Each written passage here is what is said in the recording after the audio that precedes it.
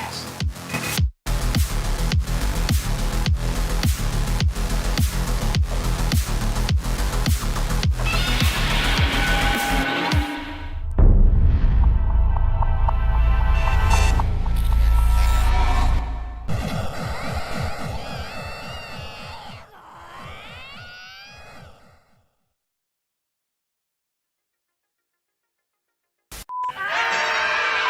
Yes, welcome back to it's Tinfoil Tuesday, guys. Of course, welcome back to Crypto Chaos, your number one morning show for all things, of course, chaos and the news for crypto. Here we go, guys. Of course, where you come for the news, but you stay for the chaos. Another day, another day. I cannot wake up. I almost didn't have internet this morning. Doing maintenance in my area. But we made it, guys. We made it. Let's get into it. The deal today. More pain, more blood, more blood. But not too bad prices right now to be picking up some more crypto. All right, let's get into the pleasantries this morning with you guys. G-Dog, happy morning to you. G-Dog, good morning to all. Good morning to you. Backholders Anonymous, good morning, Nebs. Good morning. Boys and girls, praise Jesus for these blessings. Every day you can sweep the lows, guys, and grab some more every day. Easy this morning. Yes, that's right. Good morning. Good morning. Happy coffee to you. Guys, it's a lot, guys. It's a lot. It's a red day, a very, very red day. Let's get into it. Let's get into it. A whole bunch of stuff I want to show you right out the gate. We do have, of course, their opening bell in about 8 minutes from now. Let's get started. Here we go. Breaking news this morning. Bloomberg. So much doom this morning. I love it. So much doom. With the price of AMD this morning up 10 1/3%. So Meta says that it's going to be building a 6 gigawatt factory. And then what they're going to do is use all of AMD's devices, processors, computers in order to power it. Lisa Su talked about this being worth multi-billion dollars. And they also have warrants to buy more AMD stock, too. Meanwhile, Intuit, this is also an interesting one, Matt. Intuit gaining 5.4%. It has a multi-year partnership with Anthropic to bring AI to its customers. And this I'm into because that Citrini research report talked about the idea of the companies that are in trouble, that are being disrupted, are the ones that are spending on AI. It's this crazy feedback loop that's happening. Yeah, exactly. They fire workers and use that money in savings to buy more AI, which then allows them to fire more workers. That's at least the concern. The Citrini My research McDonald's note job is going to highlighted. be over Home as soon as Depot it reported started. strong earnings on steady demand for housing supplies. All right. We're going to skip a little further. I have a whole bunch of little clips here of doom this morning from Doomberg. Of that report joins Bloomberg TV. I thought there was going to be a small reaction. It was definitely larger than we expected. But I think it's not that surprising when you take a step back and consider kind of where the markets are in the U.S. The AI trade has been going on for 3.5 years. It's been more or less a straight line up. And essentially, like, everyone is max long today. And so there really aren't many incremental buyers left. And so it, on the one hand, spooks people when you do consider what is negative about this. But I think specifically the market right now is trying to digest this idea that AI has gotten a lot more powerful in the last 6 months. Jamie Dimon. All right, continuing. There's even more doom. Lines around the world. At his State of the Union address tonight, President Trump will Trump's argue going to be on tonight. We're going to have a split. I decided on this tonight. Since it's going to be at 9 o'clock, we start the show at 8. We're going to start Tinfoil Hat at 8 p.m. and then roll that into Trump's address at 9 p.m. So you guys are coming out for Tinfoil Hat Tuesday tonight. We're going to be dividing that up in half. Yes.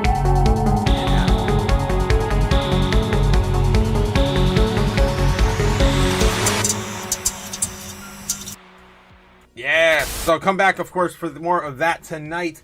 All right, continue. The economy is finally his, but voters remain skeptical that the country is enjoying the greatest economy ever, while jobs grew by 130,000 last month and unemployment sits at only 4.3%. Prices remain elevated and continue to rise beyond the Fed's 2% target rate. Housing is in a tough spot, leaving affordability the real test ahead of the midterms.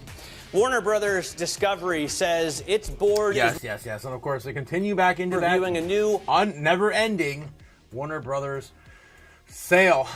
Also, we got more doom, even more doom. We got about 5 minutes remaining. We got one more Quickly play. to sort of a short run question here, where you're seeing kind of these incumbent SaaS companies and other sectors get hit. You know, it kind of belies that those companies themselves will in fact, as this report said, will in fact invest heavily in AI and sort of defend their moats. So I think, you know, some of the reaction that you're seeing today doesn't necessarily even match with what this long run potential doomsday scenario is. So we see, Dana, stocks selling off in some of the software and payment companies, IBM notably, a big sell-off yesterday. But I wonder if you see spreads blowing out, because I haven't heard much about that lately. And obviously, these software companies are heavily indebted.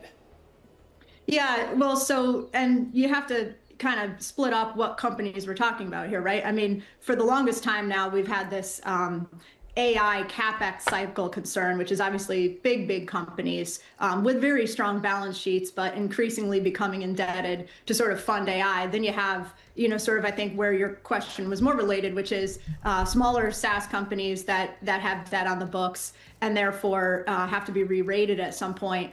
I think there's different answers to those questions, but they are to a certain extent getting kind of melded together. Again, I think, you know, the latter question kind of sits in more of a short run area, and I think we really haven't figured out whether, at least in the short run, right, and let's put aside the question of the long run doomsday, these companies will actually leverage AI to do better, to increase their moat, to make it increasingly hard for, you know, disruptors to really overtake because they have bigger budgets and bigger balance sheets to do that. I mean, I think when you think about disruption, you know, I would look at just where the big money is going in, right? Again, and this is where big tech comes back into it. They're putting in such a level of CapEx into AI.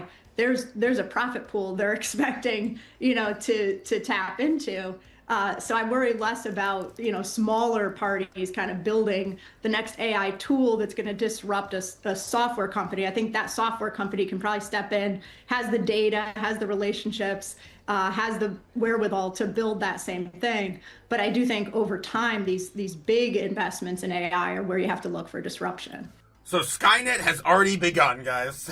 Skynet has already begun. Blade Runner is here. It's only going to be owned by about, you know, 5 companies in the entire world. It's already begun. All right, so yeah, a lot of doom talk this morning. I do love it. And Bitcoin right now sitting at only $630 for a 1% of a coin. Beautiful time to be buying right now, guys. Don't ignore this. Don't ignore this opportunity. It'll be gone before you think.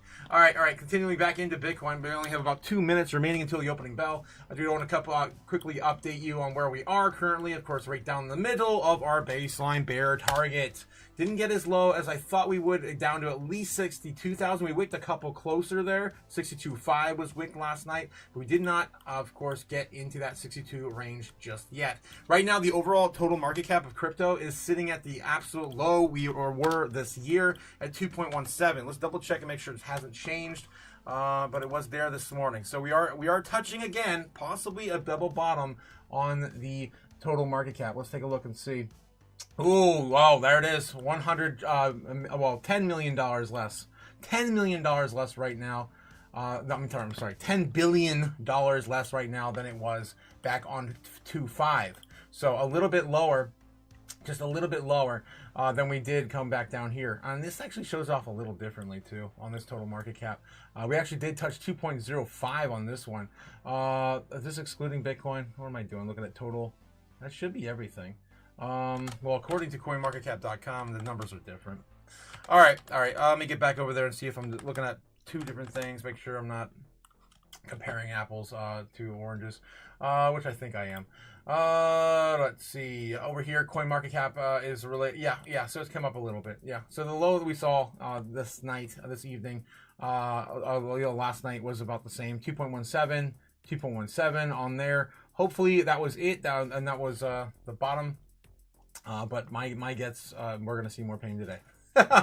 Probably going to see more pain today. Likely to touch probably a low of, I don't want to say it. I really don't want to say it out loud. Well, we'll see. We'll see. I don't want to say it. But we can see more pain down to closer to 2 trillion flat. All right, let's get back into it. We have the bell. The bell. We're going to miss the bell. Don't want to miss the bell. What is all the stuff in front of me? Okay, there we go. It's too early. Okay, there we go. Give me the bell. That should be happening right now. Cool. He's got a red, like an Eileen Gu China jacket on. Then you go down to the NASDAQ, and you have ASP Isotopes ringing the opening bell. So not a lot of action in terms of bell ringers, but we do have a lot of action in terms of the market because we had so much momentum in futures heading up to this moment, and now it's dropped away. It's true. I mean, there's just a lot of anxiety in this market right now. I think that's maybe even an understatement of the things that sell off. But we do have a gain this morning, a rebound. AMD having a multi-billion-dollar partnership with Meta.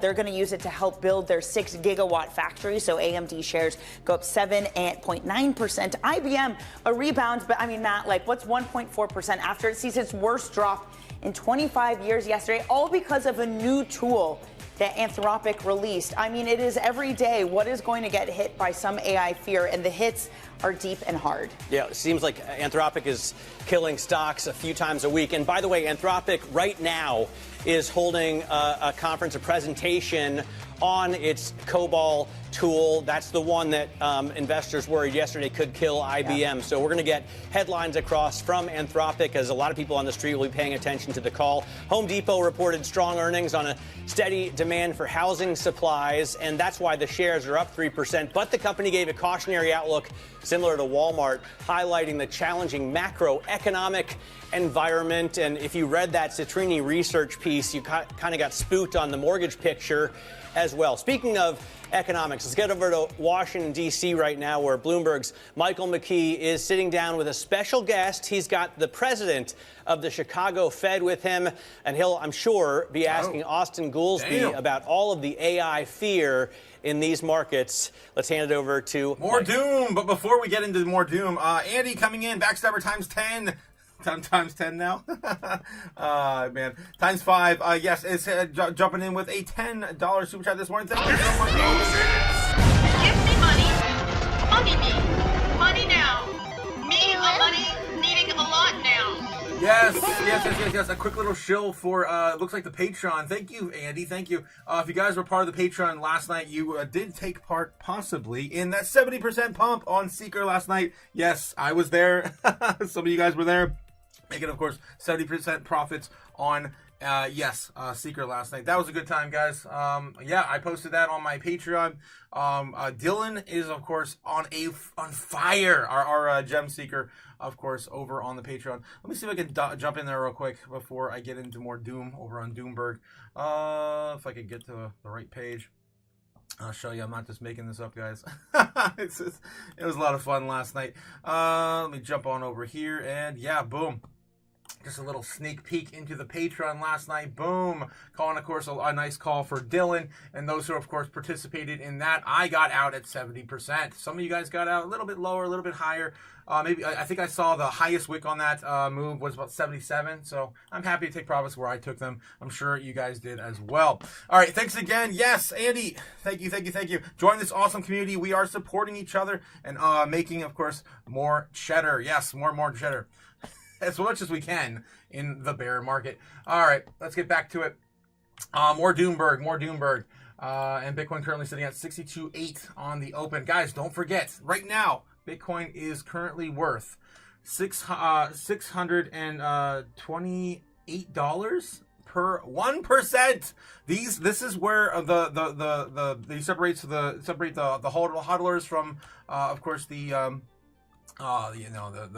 round trippers, right? If you buy right now, this is the kind of area I was still buying in the bear market of 2023. If you're still 23, 24, if you're still buying in these ranges, I stopped buying around 70K because to me, like $700 per percent was just a little too much for my blood. But right now, $600, and if Bitcoin goes to $1 million, 1% right now, $600 would net you about 10 grand, easy. If you're doing that week over week. I mean, come on, it's just easy money. All right. Getting back to this guy, you just have a long-term horizon. Let's get back to Doomberg right now. It's down further, multiple cuts in Shout out 2026, as long as we see the progress on inflation that forecasters have been forecasting that it's supposed to start coming down. And I just want us to see some progress on that front and not get ahead of ourselves. Well, you talked about that a little bit, and it's a question I asked Jay Powell once, is it seems like every time you put out a summary of economic projections, the economic outlook by the various members of the Open Market Committee, the 2% target gets hit 2 years from now. Yeah, the next one, it's 2 years from now. That's exactly what So we what don't goes wrong? That's a lot of things can go wrong. In this case, what I want to make sure is not going wrong is that we need inflation not to be persistent. When the part of inflation that has come from tariffs is supposed to go away, is supposed to be transitory, and when you see things like the forecasts say inflation's going to peak out and then start falling by the end of 2025, and then that moves the goalpost, well, maybe it'll be the first quarter of 26, and now they're saying, well, maybe it will be the second quarter of 26. That's not a great sign. We need to see, we should see, especially on the good side, if the tariff inflation is transitory, it's supposed to start going away. And as soon as we start getting some evidence that we're back on the path to 2%, as I say, I think rates can still keep going down. And if you look at the SCP dot plot, a large group of the committee thinks that where rates will eventually settle is still well below where we are today. It's just we must get inflation down from this 3% level that we've been stalled out at for now a year or more. Well, now you've got this whole new tariff uncertainty from the Supreme Court. President's going to impose, well, he started today, a 10% tariff universally. Brings down the tariff rate some, but they say they're going to use other means to get the tariff rates back up to about where they were. So now you'll have this dip, perhaps, in inflation, and then it could go back out again. So you said you want to see inflation going down. Does that get pushed out? Does it become later in this year when you can even think about it? I don't think so. I think when I'm out in the 7th District in the Midwest talking to folks, they talk a lot about uncertainty. Policy uncertainties, geopolitical uncertainties. The thing to remember about the tariffs, even if the tariffs stay exactly as they were, just in a different form, the inflation impact is supposed to go away. So if the rates are lower than what they were before, that should make it even more true that we should see the inflation going down. I think that the policy uncertainty, we're seeing more on the labor side. I think the low hiring, low firing environment is what you would expect when there's a lot of uncertainty. That's not really what the beginning of a recession looks like. Low hiring with high layoffs, that's what the beginning of a recession looks like. For both of those to be low is a bit of a weird duck, and I think is explained by a lot of we want to wait and see what's going to happen. And so if you have question marks coming from the Supreme Court, coming from other policy responses, I think you're likely to see continuation of that low hiring, low firing environment. Well, what are CEOs telling you they want to see before they would be willing to hire again? What they tend to say is, we want to know what the rules of the road are going to be. And right now, we don't know what the rules of the road are going to be. And there could be very significant changes. Look, I'm sympathetic with that. The rules are moving around. If you're in a business like the auto industry, the Chicago Fed District has by far the most auto production in the United States. It's a global supply chain for the auto industries. they're very amped up about what will be the treatment of parts, components, supplies that they use to make the cars. So far, they were pleasantly surprised that anything USMCA compliant was kind of exempted. Now, if the rumors are to be true that whatever, they might renegotiate the USMCA, or would Canada be in the USMCA? Of course, that's what they're going to express uncertainty about things like that, and it's going to affect their decisions in short run. Over the long run, as I say, I still think the American consumer's been pretty solid. We've got a steady job market. If we make progress on inflation, I think rates are trending down. Well, we've seen productivity rise a little bit in the last couple of months. When you look at what the companies are telling you, are they saying maybe we don't need to hire as many people because we're getting this job done, we're keeping up with orders? I mean, the economy is extremely diverse, and the answer to the question of what are the labor market prospects and do they need to hire depends very much on the industry. If you talk to software companies, a lot of them are saying, hey, the AI technologies, there's some uncertainty, but the only uncertainty is, should we not hire or should we actually let people go? But if you look in the healthcare sector, it's a booming sector. Employment continues to expand in that sector, and you don't hear some of those. So the answer to that depends a lot on who you're talking to. Well, productivity is going to be a big issue for the Fed coming up with a new chairman coming in, Kevin Warsh, who's pretty much wed to the idea that AI is going to create a lot of additional productivity, which will bring inflation down. Now, having talked to you, I know that you're not as sure about that. Yeah, look, I hope that is what happens. Let's remember, productivity growth is the thing that makes us rich. So if we get high productivity growth, incomes are going to go up. There are a balance of things that happen when productivity goes up, though, that we should remember. It can be deflationary.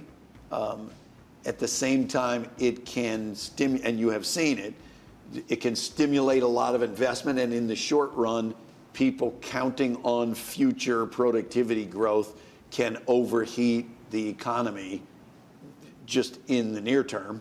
And as you go around the country, you hear a lot of discussion about data center investment demand, using up all the HVAC people, buying up all the electrical equipment, using up computer chips, and in a way making prices higher for the rest of the economy.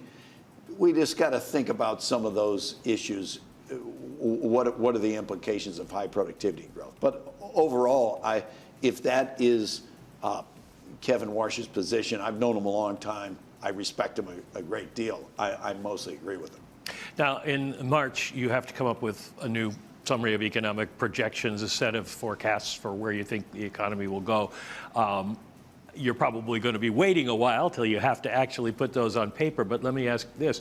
How much confidence are you going to have, given everything that's going on right now, in the numbers you put down? Do you want to view that as much confidence as we ever have, or it's not very much confidence? Both of those can be true.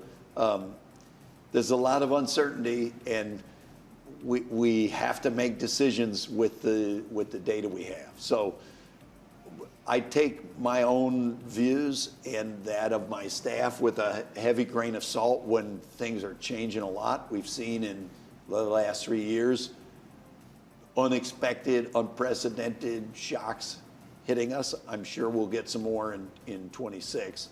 But as I say, I'm still optimistic that we're basically cruising along with solid growth, a steady labor market. We've got some encouraging and some discouraging signs coming on the inflation side.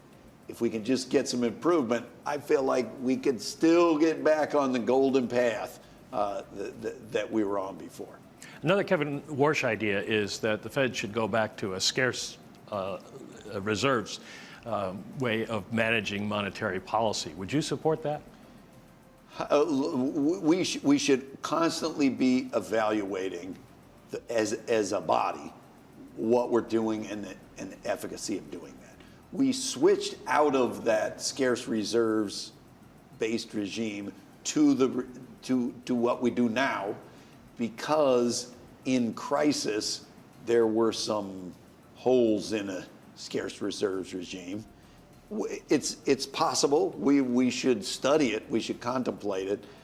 If we're going to seriously think about doing that, we probably do want to revisit some of the logic of how we got to where we are now and moved away from that. Coming up is Jay Powell's, in theory, he'll leave the chairmanship. He could stay on the board. A lot of people looked at the last decision and noted that in January you always choose the chairman for the rest of the year for the Open Market Committee, and that's what you did this time instead of, as has been done in the past, saying chairman until successor's in place. If Kevin Warsh is not confirmed by then, would you support Jay Powell remaining as chairman of the Open Market Committee? I don't know. It sounds like you have a lot more expertise on the language of these decisions. I've said unapologetically, I think Jay Powell's a first ballot Hall of Fame Fed chair, and I'm a big supporter of his. I don't know what the rules are. Powell only when has people's 2 more terms chances expire as chair, are they allowed to stay on? If they are, I'm a big Jay Powell supporter. Well, Jay Powell can stay on as a governor, certainly. And would you like to see him do that? I don't know. I like being him being around for sure. So you're not going to. Have you talked to him about it at all? I take that as I haven't talked to him about that. And it's not my place. You know the rules of the thing are we speak only for ourselves. We're not supposed to talk about what anybody else's thoughts are, opinions, or speak for the committee. So I don't really have anything to add on it. Last question. All politics are local. For the Chicago district, this is a message for you. Do you support the Bears going to Indiana? Oh my God! Look what at the Chicago Bears. Wherever they build the stadium, they better be called the Chicago Bears. But where the public financing, that's out of the Fed's. That's out of the Fed's lane. Save the toughest question for last. Yeah, exactly.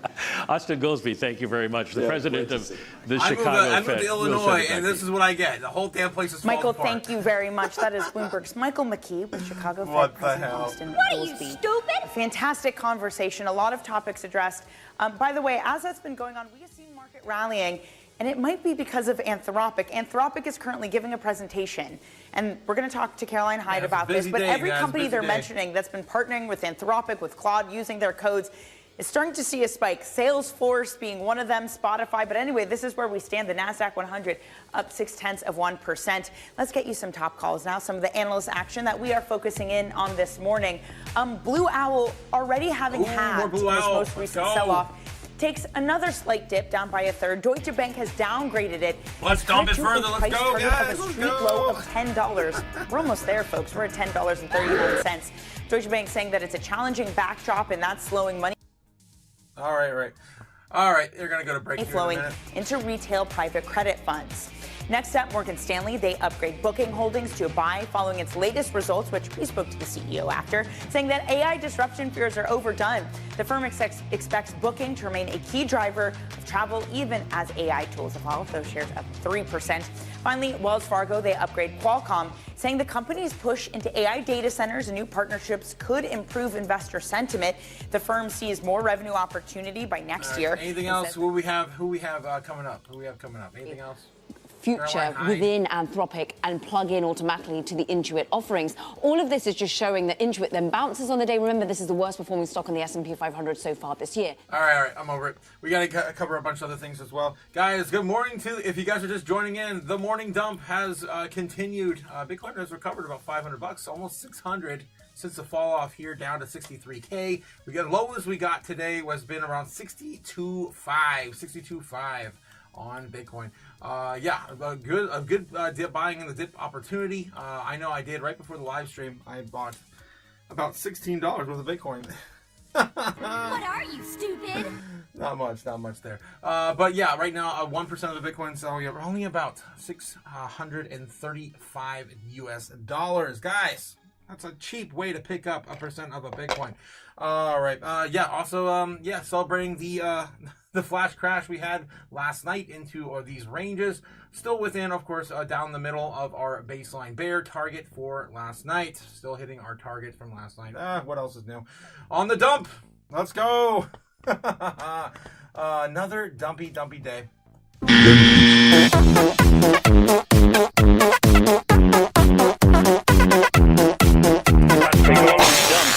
massive dump.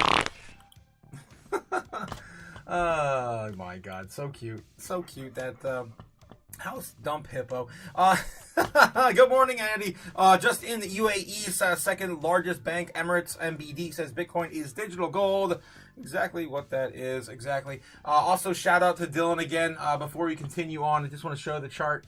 We were exploding last night, and we ran up to about 70%, making anyone participating in our Patreon a lot of moolah. Thanks again, Dylan, for finding a diamond in the rough in these trying times. Do I really not have a secret chart up still? Oh my gosh. Maybe I don't. It was a lot of excitement. Quite the excitement last night. All right, I'll just get rid of another one of these. Jump over there and just throw that on the board. SKR. There it is on Coinbase. Yep, this was the pump we're talking about. Damn, wow. Can't even find that there on that move. There we go. On the 15-minute, boom, shot up 60-70%. If you guys got in on that, like I said, you made a ton of moolah. Finding a bit of a support right now at about 2.4, 2.5. We'll see if this holds today, and then maybe look at getting back in our next meeting tomorrow on Wednesday. Guys, don't forget to hang out with us on the Patreon. It's only $15 a month for less than a box of pizza. For less than a date with your mom, for less than a bottle of Tito's, you can join the Chaos Crew for, of course, $15 a month. All right, let's get back to it. Enough shilly. Jake the Snake will be proud. He would be proud if he saw me this morning. All right, what else we got from Doombird here back? That it could be used to make a Salesforce clone that would work without bugs and be useful to a, small or medium-sized company. Well, I think we're all being replaced this morning. That is the from Dario Amodei with the adolescence of technology in his piece that he wrote in January. While you're getting Matt Schumer's piece being so well read about there's something big happening, people are suddenly thinking that the general curve at which generative AI was improving has suddenly spiked. It's basically gone vertical, is what many people are trying to say. The hype has gone vertical for sure. It certainly has, and the volatility in the market has gone vertical on the back of it. How much have we started to see agentic AI actually really work? How much we managed to get rid of some of the details that were made up in the past? All right, enough Doom. We've been covering this all morning. I want to get back into some different kind of Doom. Let's see where Iran is and all the other headlines. Let's see what CNBC is talking about this morning. Anyone else talking about anything else about AI? They're on break right now, so let's take a look at some headlines. Meta strikes AI chip deal with AMD days after committing to deploy millions of NVIDIA GPUs. Warner Bros. Discovery says Paramount made higher bid. Board will weigh offer against Netflix deal. Fed Goolsbee, as we just heard from, he was just recently on. Fed Goolsbee calls for a hold on rate cuts. The last two meetings, he's been have hold on rate cuts.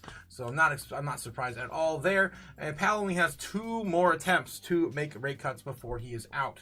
Let's see, anything else here on the headlines. Trump to deliver State of the Union address tonight. I mentioned that this morning. We're going to be splitting our Tinfoil Hat Tuesdays. Traditionally, of course, on Tuesday, we do Tinfoil Hat Tuesday at 8 p.m. Eastern. We're going to be splitting that, doing the first hour Tinfoil Hat coverage, and then the other half will be Trump's address until the rest of the evening. Probably going from 9 to 10 p.m., my guess would be. It's going to be a long night tonight, guys. So hang out with us if you want to catch all that. Blue Owl still in here. Of course, calling for these private credit companies to start to falter and usher in possibly another bank run. Dutch bank downgrades private credit poster child Blue Owl after a recent sell-off as well. Let's see, anything else? Nvidia earnings report collides with Wall Street over skepticism over AI spending. Waymo opens robotaxi service to select riders in Houston. Google to build data center in Minnesota. What else? Cyber startup Cato Networks tops revenue milestone. Defensive stocks. Home Depot. Democrats counter Trump's proposal to limit institutional housing investors. Of course, Elizabeth Warren's ugly mug is on there. Chem Kramer's top 10 things and all the things. Panama's cancels the China Link port deal. Hands canal terminals to Marsic MSC. All right, those are the headlines right now on CNBC. We have about 5 minutes until 10 a.m., which usually, of course, the market manipulation continues. Right now, sitting out 63,500 on Bitcoin. A little bit of a spike here recently, since we did touch these lows right now at 62.5. We haven't seen 62.5 since 2.5. Speaking of which, back here on the massive sell-off we had before. So hopefully we're getting closer to a bottom. Hopefully we're getting closer to what I hope to see, a double bottom. We haven't talked about that for about a week now. It's been in the cards for about 2 weeks, and it could be happening right now.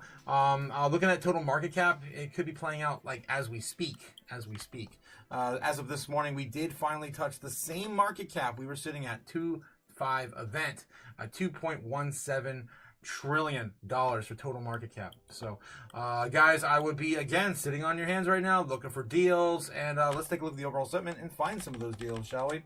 Let's find some of those deals, because I am buying up every single day I can with a little bag I have left over from ZBEC profits from last year. Let's go.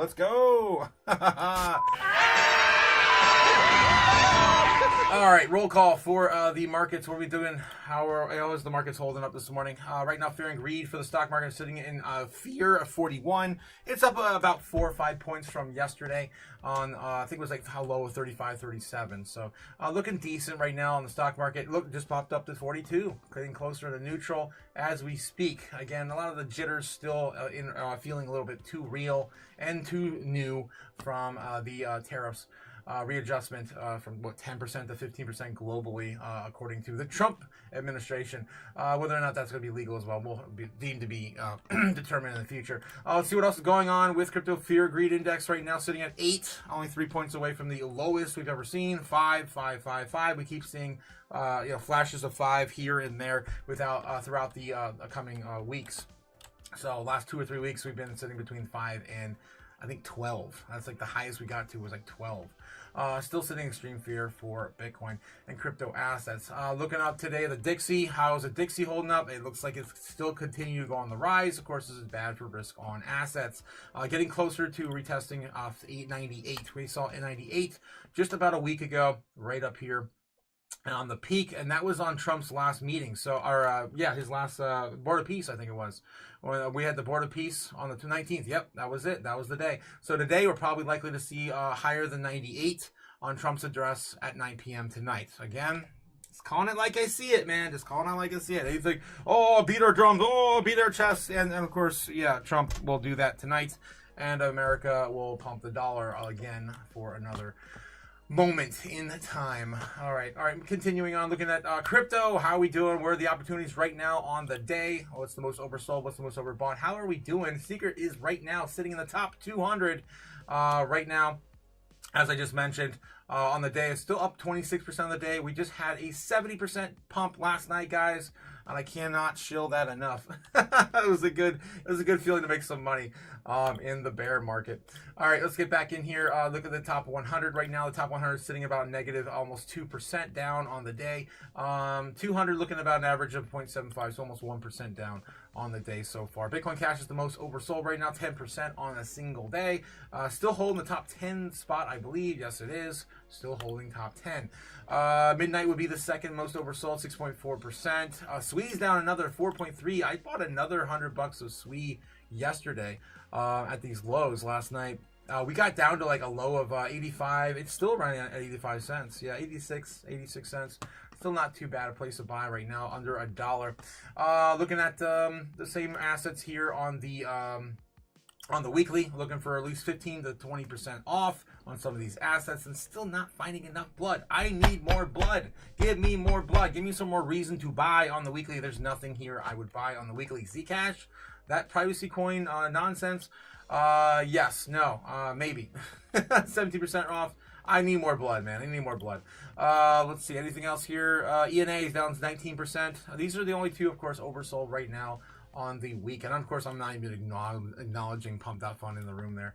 ICP, some other runners up on the outskirts, down 12%. Sweet down 11%. Only on the weekly. We're looking for more blood. Looking at the monthly for more blood. That's where we're going. 41% off is Sweet on the monthly. One of the most oversold top L1s. We got IP down 55% on the month, almost 56% on the month. I might maybe get a little more blood out of that. I'd buy some more too. It was just 70% off here in the last beginning of the month. Stays down 38%. Again, 30s and 40s is what we're looking for here mostly. ICP, not too bad as well, but that's it. Again, my top pick still goes to Sweet. Perfect, I think, Goldilocks scenario for most oversold. I mean, Solana, is Solana still around 40% off? Where's Solana at? I can't even find it. Too many damn coins. There it is. Yes, Solana also. Yes, both of them. Two totally great picks right now in the top 100. Probably going to come back with a vengeance, screaming vengeance right now. Pick your, place your bets, ladies and gentlemen. Place your bets. Look at the top 200 doing the same thing over here on the day. Siren, of course, Seeker's the most bought right now. It is Seeker up 27%, still holding some of the gains from last night. Looking at the weekly, what's the most oversold? Optimism down 37%, losing that partnership with Base, I believe. That was the whole deal, right? Losing a lot of utility from Base. Jido's down 21% on the week. Again, we're looking for 15s and 20s. Not a bad pick either. I have been screaming from the rooftops on Jido for quite a long time. Still down 90% on the year.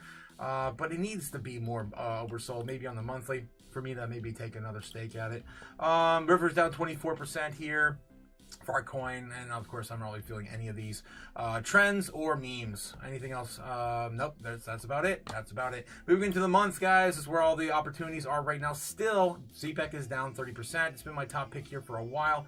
But honestly, there's nothing really like 40% off that I even like. It's all just gaming tokens like Sandbox. It's the same crap every day. The privacy coin sector that keeps getting liquidity, capital rotation back and forth. Yeah, I'm just not feeling any of those. Pulse Chain, maybe 38% on Pulse Chain, and I think the runner-up would be XCN, but it's still not even 30% off right now on the monthly. Again, everything else, you're surrounded by gaming tokens. There's Axie Infinity down 41%. There's more of that sort of narrative, and not about that. So yeah, looking about still gonna be placing my bets on ZBEC, still roughly just fitting in that nice hole of 30% off. All right, still Sweet and ZBEC are my top two picks right now. Not financial advice. Not financial advice. I'd buy that for $1. Just my 2 cents, ladies and gentlemen. Okay, continuing. Get back to doom scrolling. Let's see anything we covered on Doomberg. Is on break right now, and CNBC. Are we back with Kramer? Any insights, Kramer? Any squirrely insights? Let's find out. At the end of last year, and last year we had 11 out of 12 were negative. Wholesale inventories up 0.2 as expected. Wholesale trade, our final number is 1%. That's well above expectations, and it really gives us an idea of some of the volatility trade side. Sarah, back to you. Okay, that was a lot, Rick. Thank you very much, Rick Santelli. Ahead of tonight's State of the Union address from the president, just wanted to take a look at the economic state of the union as consumers and everyday Americans are feeling it. You know, affordability has been a big theme. Yeah, we're feeling it. Let's take a look at some of the key charts since President Trump's Ramen second noodle, term. bean, and rice diets. Rates. Wanted to start there because actually there's a good story there for the Trump administration in terms of progress. At the start of his term, we were seeing mortgage rates around 7% on the 30-year mortgage. Look where they are right now today. They're below 6%. And actually, we saw that for the first time in years after his $200 billion mortgage bond purchase initiative that he put in place, telling Fannie and Freddie to do that. Look, there's still affordability issues in the housing market. I think we should mention that. There's low inventory, there's high prices, and prices continue to remain elevated.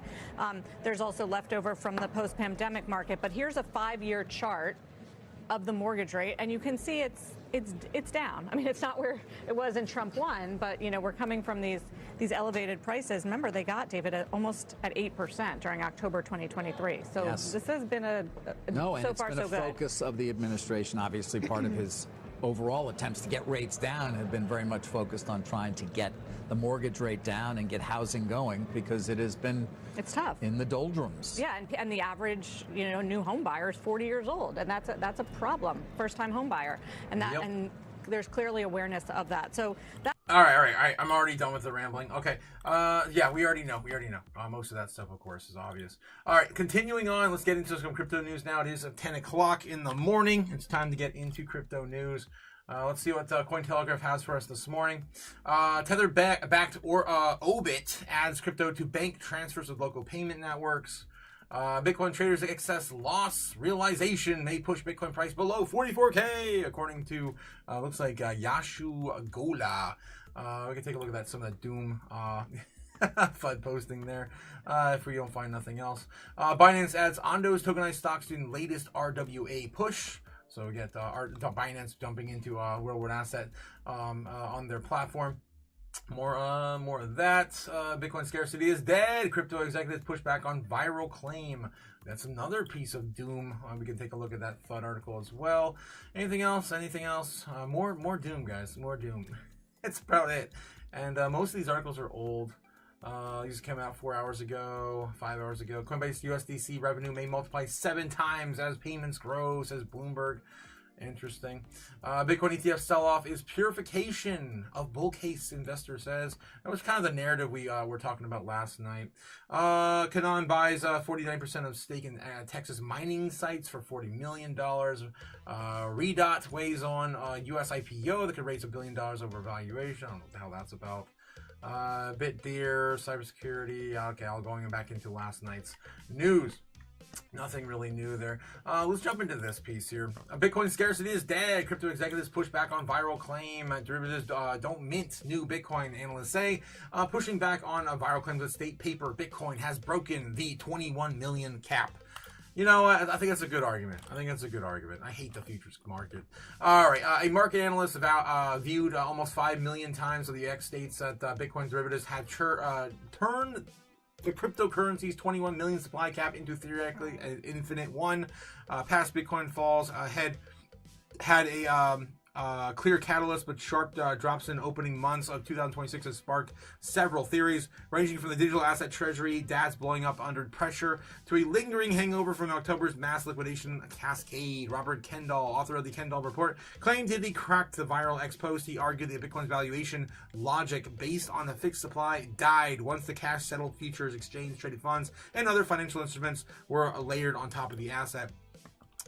Kendall executives and researchers across the digital asset industry rejected Kendall's analysis. Several token telegraphed that leverage affects price dynamics without changing Bitcoin's underlying supply. So this is coming from Bob Kendall here. So here's the issue: you get influencers like this guy have 250,000 followers, and they claim they don't know why it is declining. It's because they don't understand the basic mechanics of price discovery. They don't understand that the marginal buyers that float determines price, and they think that the on-chain Bitcoin is that the price discovery. Well, it was once upon a time now. Once you can synthetically manufacture the supply, the asset has no longer scarce, and scarcity is gone. The price becomes a derivatives game and not a supply and demand market. This is exactly what has happened to Bitcoin, according to Bob Kendall. This is the exact same structural break that occurred in gold, silver, oil, and eventually equities once they became derivatives dominated. The original premise that no longer exists today. Harriet Browning, the vice president of sales institutional staking company Twin Stake, Told Cointelegraph, when institutions allocate to ETFs, DATs, they are not diluting scarcity, as they are still only ever will be 21 million. They are not minting new Bitcoin. Instead, they are putting Bitcoin into the hands of long-term institutional holders who deeply understand the value proposition, not speculative traders looking for a quick exit. She added, scarcity, lost coins, and the question of effective float. When Bitcoin was first introduced to the world, the only way to acquire it was to buy it from another. That's, of course, enthusiasts back in the day. Mine or trade it for pizza. Soon, crypto exchanges became available and opened retail to the spot market. In 2026, investors could also gain exposure to the financial products built on spot crypto. To put it in simply, Bitcoin now has a paper market of its own. However, skeptics of Kendall's analysis says that a paper market does not damage Bitcoin's scarcity. Gold has a massive paper market in futures, ETFs, and unallocated accounts that dwarfs physical supply, yet nobody argues that gold isn't scarce. Paper claims don't change the amount of gold in the ground, and the same logic applies to Bitcoin. Luke Nolan, the senior research associate at CoinShares, told Cointelegraph, Bitcoin is often compared to gold for similarities, headline the internet's generation-owned gold rush. Being a store of value and being a hedge against currency debasement is also programmed a hard supply cap, and of course all the things we already know about, of course, the little digital gold. Little precious metals, like precious metals, new Bitcoin enters the market through a process called mining. Instead of digging the earth, the system rewards those who verify transactions on the blockchain about every 10 minutes. These rewards are sliced in half every 4 years, so Bitcoin supply growth slows over time. And there, for just again, for you guys aren't aware of, it's about 3.5 Bitcoin every 10 minutes. And yeah, we only produce about 450 Bitcoin every single day, cut from last year's halving about 900. And then, of course, in 2028, we're going to cut that even further down to 225. The halving will continue. It will continue every 4 years on schedule. So yeah, Bitcoin supply growth slows over time, along with the amount of virgin Bitcoin entering the economy. As of February, about 19.99 million of Bitcoin has been mined. Next month, it'll be 20 million, guys. 20 million. Only 1 million will remain for the entirety of Bitcoin's history and the length of our lifetime. We'll all be mining that 1 million. Next 120 years. Users can use passwords or take, of course, their graves. Up to 4 million coins are estimated to be permanently lost. And the likes of legends like Michael Saylor said he's going to take all of his Bitcoin to the grave. There's going to be many others, of course, that don't get it out before that time or don't have any safeguards in place. I have a safeguard in place. Make sure you guys have a safeguard in place for your stack of digital gold. Jake Snake coming in with a $5 super chat. Let's go, Jake. You weren't here this morning, Jake, but you'd be proud of me, man. You'd be proud of me. I was shilling like crazy. The Patreon, of course, last night made 70% on Seeker, thanks to, of course, our gem finder, Dylan. We love you, Dylan. We love you, Dylan. So, guys, join. It's only $15 a month. And with that, I'm going to click on Jake the Snake's $5 super chat link. Let's see what we got. Thank you so much, Jake. All eyes on stocks now. Week 14 and the third week under the 10 WMA. A loss of support here would indicate a weekly cycle in decline and likely an acceleration of downside into late April or May. Such an event is coming from Bob Lucas over on X. Such an event, again, IF is also suggests the top of the 4-year cycle. Dun dun dun. Very strong signal in stocks here. Week 10 of the cycle, new all-time highs. Yes, friggin' S&P 500 looks like it's looking pretty damn bleak right now. Very strong signal in stocks here. Week 10, the cycle, all-time highs, and recently left behind a very clean stop with a recent daily cycle low. Also there as well. Yep. Yeah, I mean, I see it, man. I see it. But Bitcoin and total market cap is still holding up as of right now. We right now are basically, possibly, if the pain stops today, we're looking at a double bottom. I'm not looking at the pain stopping today, though. Let's take a look at the order books and see where Bitcoin's at and get an idea of where we possibly could go next. All right, let's see. And then we got to get back to TradFi news. 63,500 currently holding on Bitcoin. All right. As of right now, we're hitting a bit of a wall. 1030 is right around the corner. Again, they do love to dump us between 10 and 1030. Not so much dump. Capitulate. Manipulate. Right around 10 and 1030. Most of the time, it's a dump and not a pump. All right. Of course, the money market makers are going to do what they want to do. Right now, we're looking at about $64,000 Bitcoin. Possibly maybe a return back to there, but for the most part, it's just kind of stagnant this morning. Everyone's just kind of over it. 18 billion against 18 billion, 0.6 on the overall trading volume. The Bears, of course, winning by almost $1 billion. Let me get back in here and see if I can zoom on in and see if there's been any large positions being added overnight that we can identify. All right, let's see where the trend's going to go next. Last night, guys, just a quick little recap. Last night, there was a lot more positions being placed right around that 55 to 60K level. Again, leaning into that area, the idea that we're going to come back down and retest those areas here soon. And that's what it looks like again today. We're filling these gaps, though, between 70 and 75. These are within last 2 days. Last 2 days, right? Just chopping in there, the last 2 days. Last day, look at that. We're almost filled that gap entirely now on the 55 to 60K within the last 3 days. Been adding to that area as well. 60,000 probably going to be retested tonight, maybe, after Trump's address. State of the Union address. That's going to be happening at 9 p.m. During our Tinfoil Hat Tuesday. It's going to be a divide. Oh, it's going to be a fun one.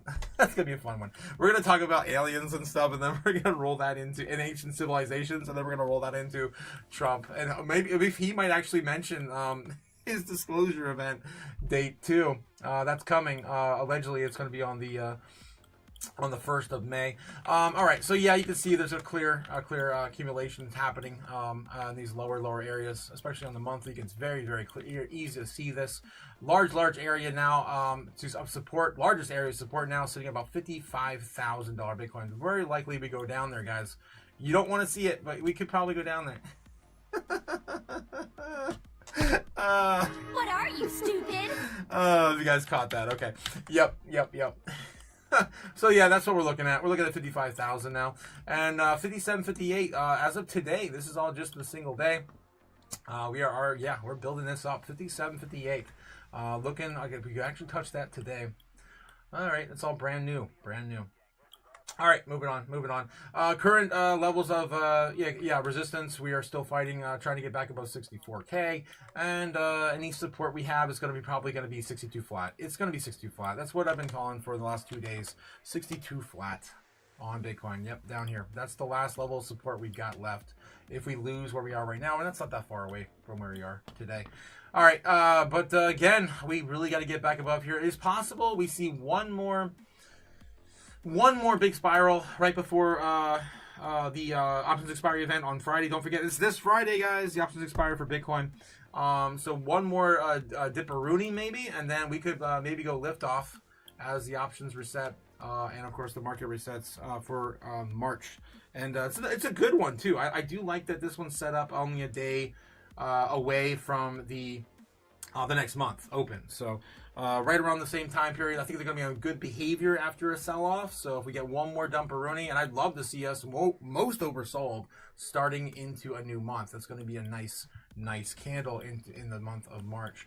All right, so that's what I'm expecting right now, guys. Hopefully we can get back up here next month. It's probably not going to happen this month. We only got a few days left. We got 4 days left. 4 days left. Counting today? Yeah, counting today. I guess 5. All right. Let's see what else we got in the chat, guys. Catch up with you guys. I've been kind of neglecting you guys so much. I'm sorry. Jacob 6 says, Doom! Bring on the stock crash. Bitcoin to 50. Dude, guys, $50,000 Bitcoin. That's a 500% of a Bitcoin. You could make 10 grand in a few years holding $500. I mean, that's how stupid that is, guys. It's so stupid. When you put it in a time capsule and in perspective like that, that's the way I was thinking back in the bear market of 2022, 2023, when I was gobbling up 1% every single week. Let's see. Jacob says Nebs is delivered. He don't need to work those street corners because of the Patreon. He's a degen over there. Yeah, definitely can't wait to hang out with more of you guys and catch some more of these gems with Dylan and friends over on the Patreon. $15 a month. Of course, you can get another 70% pump like we did last night. I'm so excited, guys. We have a few over there too. We're still lingering on, waiting on a breakout too. So it's not the only game we got going on right now as well. Thanks again to Dylan. I can't thank him enough. He's just been on it, man. He's been on it. All right. Let's get back to it. 63,600 on Bitcoin right now. Again, we just got to get back above 64K before we get back into intraday trading. If not, we're going to lose it and probably retest about 62. That's kind of where we're at right now. Still within, of course, the middle of our baseline bear target. If you guys didn't catch the morning of our opening, of course, last night we called for baseline bear. We're right there. We're right there. Again, no surprise. Tired of winning. So much. I want to be wrong. Even get tired of winning. I'm gonna say, please. So damn tired of winning. Too much winning. Yep, I can't take it anymore. Okay, all right. Let's get back to Doomberg. See what else is going on in TradFi. We got about 10 minutes until possibly another sell-off occurs or a pumperoonie. It's a good opportunity, man. I'm telling you. This is probably some of the lows we're going to see, guys. If we even see 58, 56, 57, 55, it's not that far away from where we are today in the grand scheme of things. All right. Let's see. Let's get back over to Doomberg. I'm going to check on Kramer first. Let's see if he's... Oh, God. Oh, no. It starts with a president of the United States and a secretary of the Treasury that acknowledge that the money was illegally taken away from American families, and it is their responsibility to work out a plan to give it back. She's not wrong. I'll give her that. Not to fight, to say, oh, I don't want to give you back the money that I have already taken from you. But instead, what Donald Trump and Secretary Bessent are doing is they're saying, gee, how can we find another way to take more money from American families? And this from a president who promised that on day one, he would lower costs for American families. What he's done is he's raised costs for them, and he's done it illegally. I think they accept the Supreme Court ruling, and they just don't accept that American families have been paying it. They accept it, but they don't want to give the money back. You know, that's not accepting it. If you took the money that would be admitting that American families are paying for it. What part of that are they having a problem with? When you take money illegally, what the hell? Give it back. You know, they've also instead, as you noted, pivoted to other authorities. 122, Section 122 of the Trade Act of 1974. They can use 232 of the, the Trade Expansion Act, Section 301 of the Trade Act of 1974. Do you expect legal challenges to these as well? I do, but notice the overall move.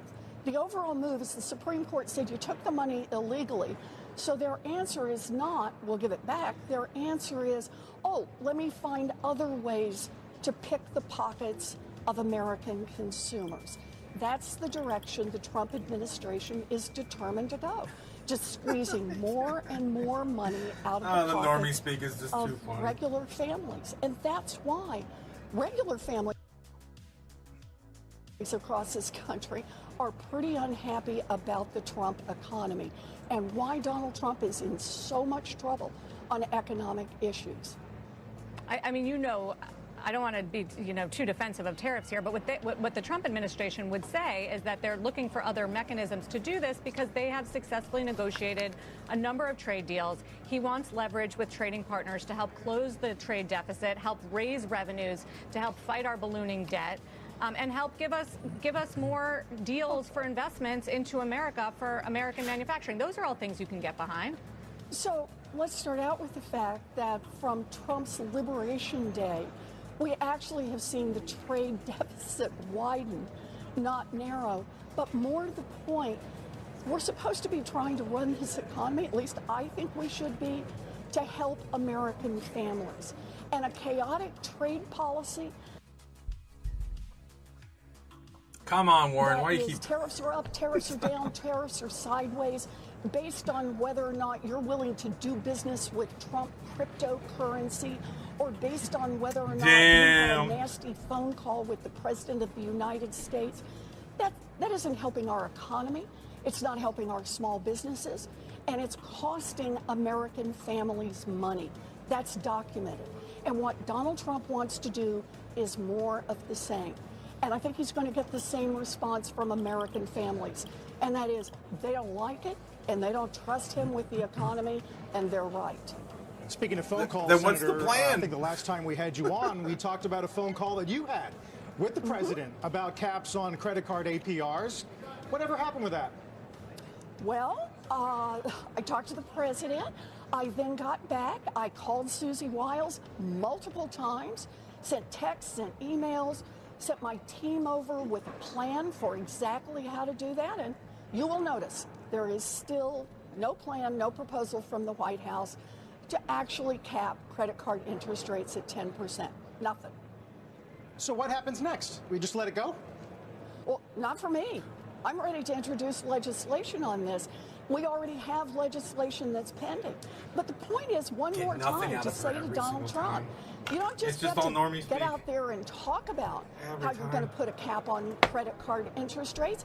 You've actually got to deliver for the American people. He's been talking about capping credit card interest rates for well over a year. I know that. I've talked to him on the phone, and so far, nothing. Donald Trump may deliver for billionaires, but he's sure as heck not delivering for American families.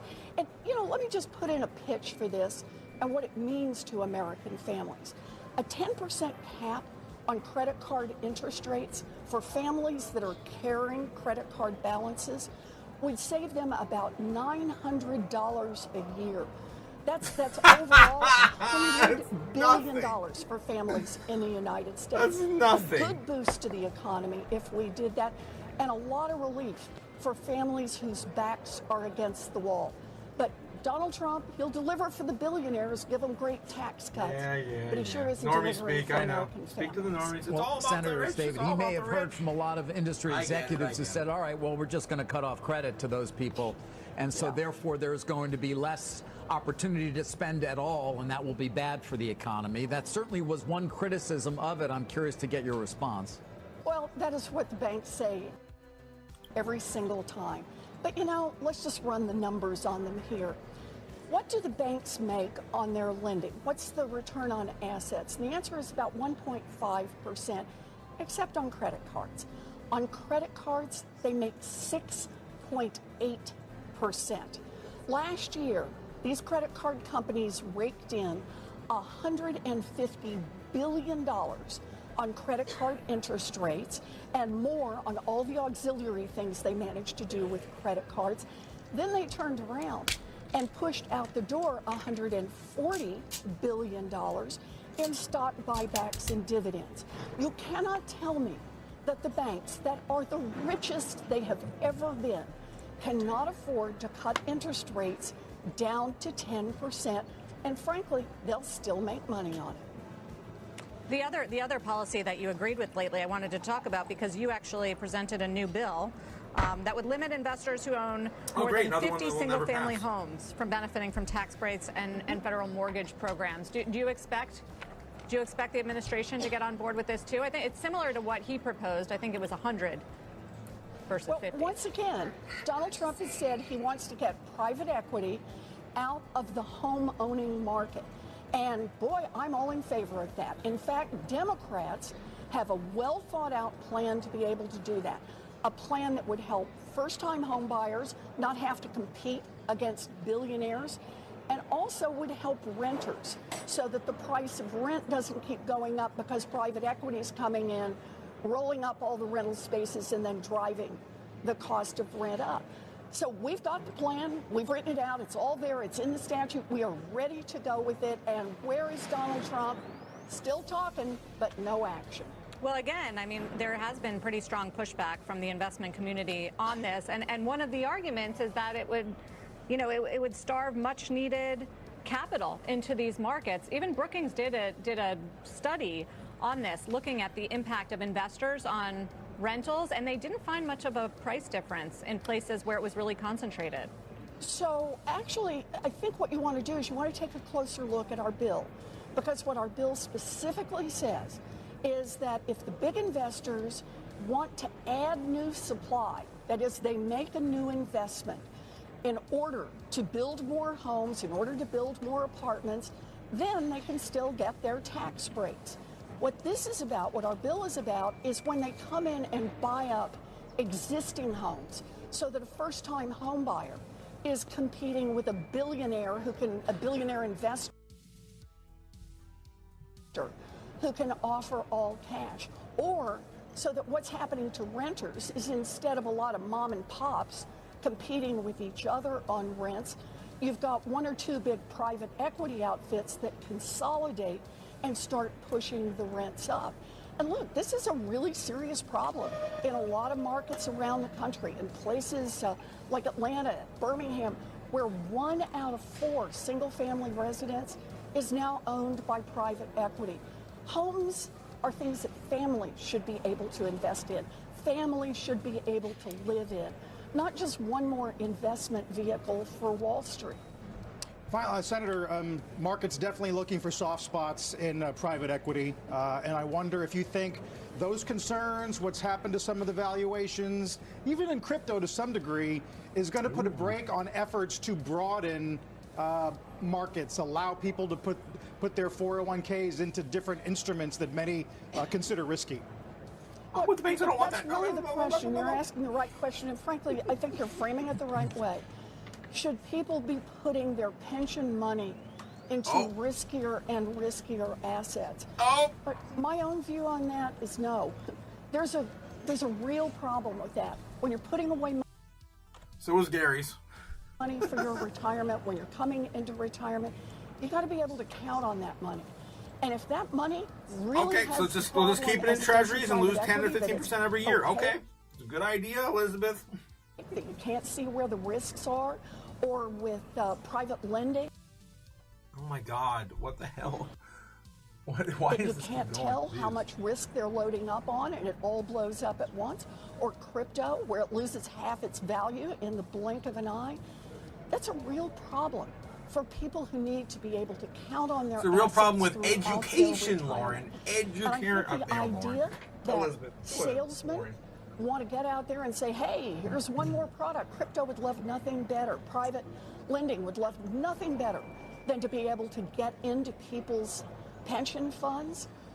But I don't think ultimately that's good for American families. And that's where my first concern is, making sure that families have stability and security, and that when they make an investment, it's an investment they can trust, not one that they can't see the paperwork, they can't see what's going on, and that ultimately runs the risk of wiping them out. Finally, just in the spirit of trying to see some bipartisan agreement, which I think American people really want, I was surprised when I saw some of your comments opposing Kevin Warsh to be the next Fed chair. You know, it's someone that, you know, his first time around as governor, he was brought to the floor by Senator Schumer. At the time, it was a long time ago, but why is this someone, do you not think he's qualified? Well, my concern is that Kevin Warsh has made his whole career being an inflation hawk. He is the guy who, even after the crash in 2008, was no, don't lower interest rates. We got to keep those interest rates high. Keep the fire you burning. said, Kevin Warsh, what would you say about interest rates? High interest rates. That's what he believes in. Right up until he thinks he's got a shot at being named Donald Trump's chairman of the Federal Reserve. And at that moment, Kevin Warsh does a 180-degree turn. And he says, lower those interest rates, lower those interest rates. He even goes on Fox News and parrots a bunch of fake stuff about lowering costs and how Trump has lowered costs for American consumers. What that tells me is that Kevin Warsh is not a guy who'll make an independent economic decision. It tells me Kevin Warsh is a sock puppet. He knows what Donald Trump wants. Donald Trump has already said. You know, economists change their views on policy all the time. When the facts change, I mean, you yourself, you argued for lower interest rates before and were critical of Powell, and now, you know, and more recently, you've been critical of the low interest rates because you think it's Trump. Kevin Warsh, following the 2008 crash, was the guy who still wanted to keep interest rates up. Those are kind of facts change. He has been a high interest rate guy in good times, in bad times, in scary times, in happy times. It has been his one constant until he wanted the job of Fed chair. And then he said, I will say whatever Donald Trump wants me to say, because that is the test for the job. And I don't think having a sock puppet as the head of the Federal Reserve preserves Fed independence. And ultimately, I think that's really bad for our economy. So would you be in favor of anyone that this president would present to be the next Fed chair? Well, one of the questions I would ask is just tell me a place where you disagree with Donald Trump. Because so far, the people who've been coming through the banking committee for everything, Office of the Controller of the Currency, FDIC, when I ask this question, they just look at me like, oh gosh, that never even crossed their minds. Because their sole job is to do whatever Donald Trump tells them to do.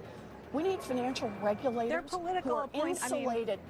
I understand they are political appointees, but I'd like to think they have just a little bit of integrity and that they actually will follow the economic analysis and the economic numbers and do what they think is best rather than whatever is whim of the day for Donald Trump. Well, I mean, you ask the Democrats the same thing. I wonder if you'll get different answers when they're presented. I remember when Kamala Harris famously said she didn't disagree with anything that President Biden did when she was running. That's right, and everybody heard her on that. Here's the thing. If you really want to do something that's bipartisan, let me just point out, we've got Road to Housing that I worked on with Senator Tim Scott. It's all about building more housing supply, 40 different provisions in it. Got it through the Banking Committee unanimously, got it through the United States Senate unanimously, and yet the bill is just sitting here. Donald Trump and the House Republicans haven't done anything to move that bill forward.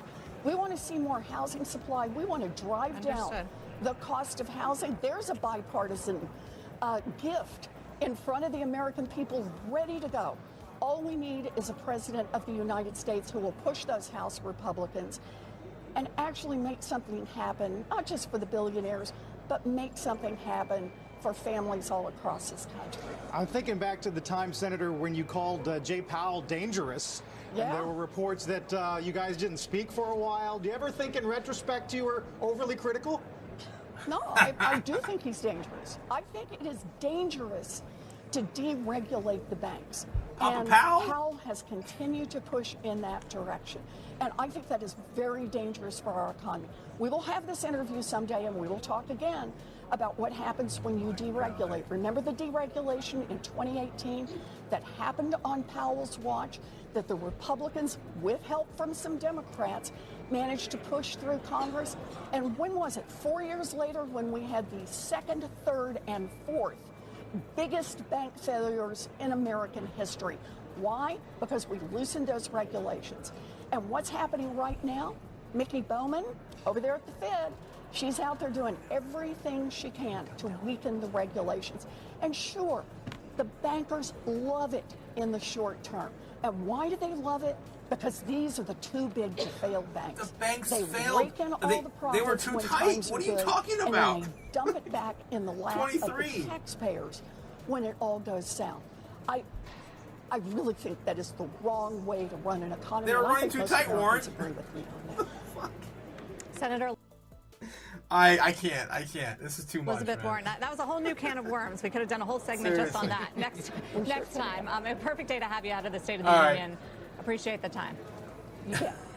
Jake the Snake says grandma's been post-booking the beef pipe too long. Surging after inking that blockbuster deal with Meta. We'll show you what Lisa Sue said to us. So they're about ready to go on break after, of course, that very long, drawn-out interview with Elizabeth Warren. Bitcoin's still sitting at 63,800. Coming up right now. It's already past 10:30. Looks like we already got the big drop this morning, early pre-market around 6 p.m. last night. We started breaking this down. And then right around, of course, when we got off the live stream, we started rolling this into our bear case scenario around 9 o'clock, 8 or 9 o'clock last night to 10:30. It looks like the market makers right now just want to buy the dip at the present time. We're still ranging between 62 and 63, 64. I'm sorry, 64. If we can get back above 64, the likes of us getting back to 65, it's possible today. We'll see if we get back on the rails. I'm still expecting a little bit more pain, maybe just a little bit more pain before the monthly close, and of course the opposite expiry event for Bitcoin on Friday. So we're so oversold, guys. This is ridiculous. The month is a joke. The month is a joke. This is, of course, the entire month right here. The entire month right here on the screen. Oh my God. One of the worst months for Bitcoin since, of course, 1010. October. Let's see if we get back in chat. How are you guys doing this morning? Gamma Goddess, good morning, Gamma. Good morning, Andy, as well. Again, shouting out to you guys in the Patreon. If you guys are just joining us, you didn't hear about it, we did smash through one of Dylan's picks and made about 70% on Seeker last night. If you guys are part of the Patreon, you know what we're talking about. It was a good time. Coming down and still holding about 25 to 30% of the moves still on the table here. Could be finding support. This could be the start of a position to look at maybe getting a re-entry. But yeah, you might want to hang out with us over in the Patreon to find out. Let's go. Awesome. All right. Again, shout out to Dylan. Can't thank him ever enough. Gotta call it, man. Gotta give credit where credit is due, my guys. That's how you remain humble, right? Unlike some people. What are you, stupid? Alright, I kid. Alright, moving on. What else is Doomberg talking about this morning? Any other headlines? We can take a look at Doom scrolling real quick over on X. So we are getting closer to 11 o'clock, so most of the moves already happened. We're going to have to wait until day trading to really see maybe another big meat of the move. Looks like everyone's on break now. Let's just jump back into crypto news. Bitcoin.com news. Let's take a look over here. Bitcoin bulls trapped at $238 million in longs vaporized as Bitcoin hits 64K. Of course, we're now even further down below that. MicroStrategy, of course, fires back at Bitcoin critics in candid interview. If you guys didn't see the interview yet, I recommend it. It's 2 hours long with Natalie Burnell. Yeah, so if you guys didn't see that, I recommend you do so. Listen to it while you're on your lunch break or something. Just a recommendation. A lot of key points were hit. Of course, we talked about one of those last night being, of course, the quantum computing scare. Anything else happening? Not really here on Bitcoin news. Oh God, Warren presses Fed Treasury to block crypto bailouts after $2 trillion collapse. Damn. All right, enough of her ugly mug. I'm so tired of her now. Metaplanet CEO sees 60,000 Bitcoin floor, projects dramatically. This is, of course, Metaplanet, the biggest treasury company in Japan. Projects dramatically higher long-term prices. 60K floor. I mean, honestly, if we bounce today at 60, 62, 63, it's possible. I'm still waiting for that confirmation down to 58.5, 58, something like that. 55,000. Could still wick down there, though. Again, the last wick we had, the 60K, only lasted for like an hour and a half, guys, at the most. And all those wicks, of course, on every chart. Over the long term, I have no doubt that Bitcoin will dramatically higher than it is today. In retrospective, irrespective of the near-term price, we will continue to accumulate, continue to grow Bitcoin per share, and continue to lean into income generation through derivatives as a core pillar of how we operate.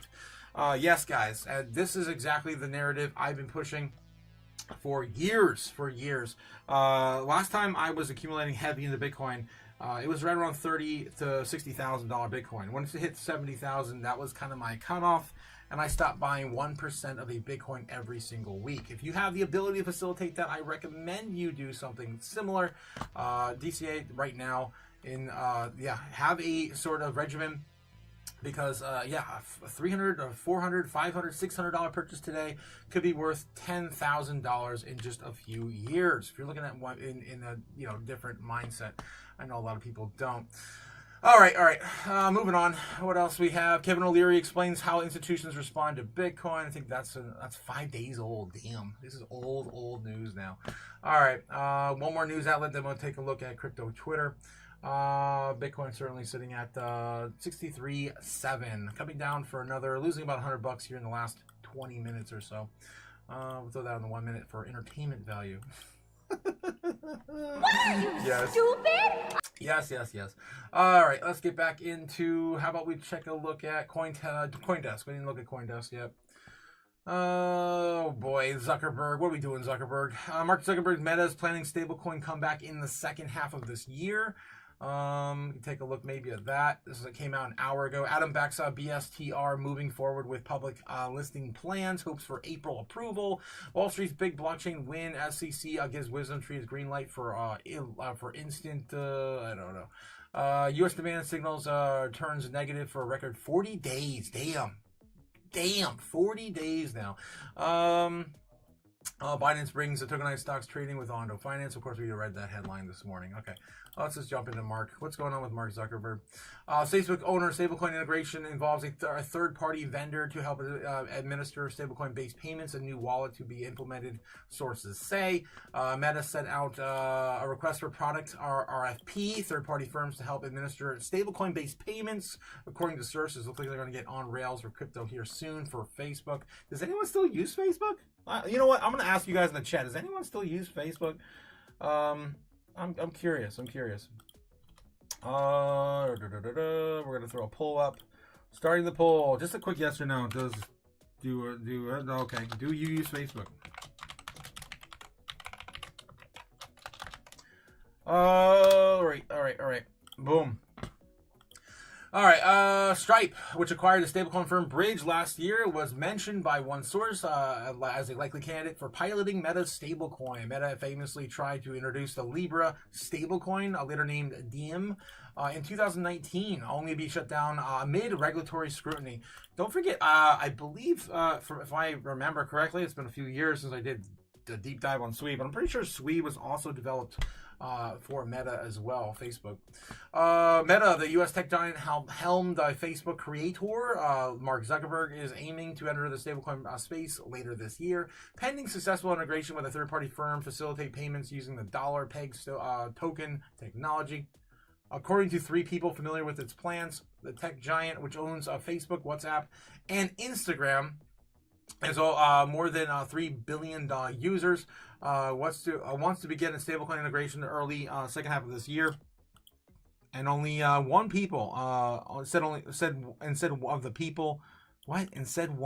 people, okay, who spoke in the condition of anonymity because the plans are not yet public. Meta is planning to integrate a vendor to help administer stablecoin back payments and implement a new wallet, the person said. What's going on with X's wallet, too? Like, what the hell is Elon doing? Like, it's been 3 or 4 years. I think it's been 4 years now since he announced that. It was in the bear market of 2022, I believe. What the hell's going on with him on that? He was like waiting forever to get these licenses, and I don't know what happened to it. All right, let's take a look at total market cap right now. How are we holding up? Are we backed up to 2.2? Yes, we are. Back to 2.21 trillion. All things seem like they are okay for the moment. More pain could possibly come later this week. 10 days from what is that? That sends us into the weekend. I think I talked about that. I think it's the first. The first of next month is the deadline for Iran. Again, at any time we could start to see some more scares of that as well. It's already 11 o'clock now, guys. In about 15 minutes. All right. That's all. That's pretty much all I got there. Let's go over to doom scrolling on X. See if anything else is breaking. Do one more run through TradFi. Catch up with you guys in the chat. Do all the things, guys. Do all the things. Right. Bank holders Anonymous has 70% on Coinbase's 35x initial on 50x leverage. Damn. Nebs, were you doing a leverage play on that? Sitting on 5x from Zama. I'm getting greedy and scaring me. Damn, Zama's already on the move too. It's definitely another one we're looking at on the Patreon as well. There's a few we're looking at. I'm not going to say all of them, though. You guys got to hang out with us and, of course, hang out with Dylan to find out more. Andy, coming in with a sailor status on X. Let's take a look at that. Thank you, Andy, for giving me this link. Let's take a look. What we got? Bitcoin's on sale. It is. Fire sale, guys. Fire sale. 100%. Again, 1% right now will only cost you $637. It's pretty cheap right now. Braveheart McFreedom, 100%. Guardian, a proprietary of McFreedom's home of the McFreedom meal. Yes, don't forget, guys, to get your McFreedom meal.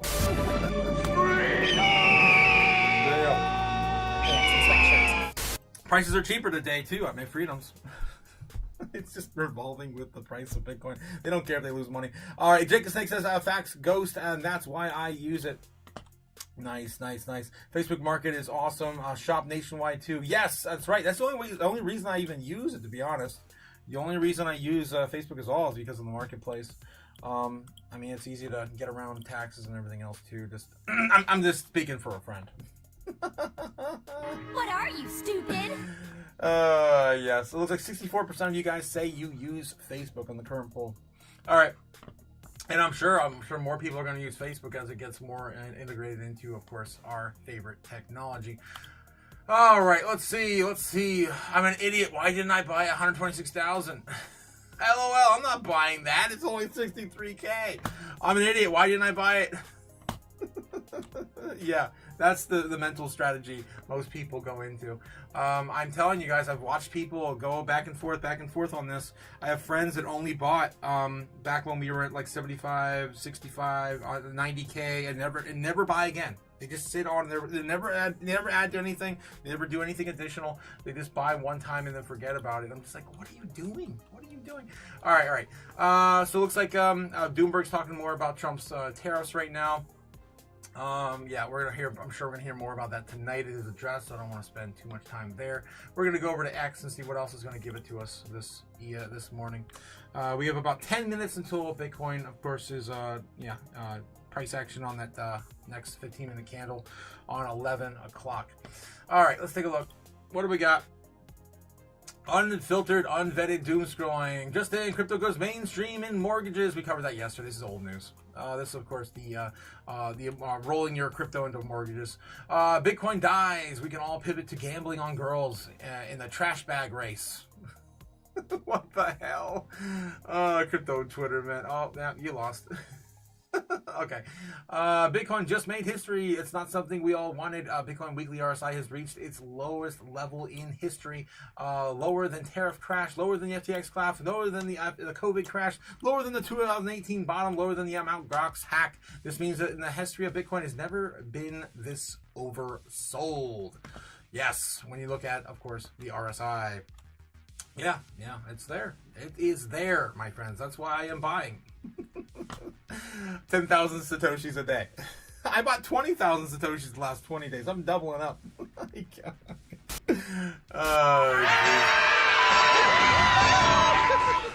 Just in, solo miner spent $75 to rent 1 petahashes of rate for the brains and mined a full Bitcoin block of 3 Bitcoin, approximately worth $200,000. Damn. Lucky bastard.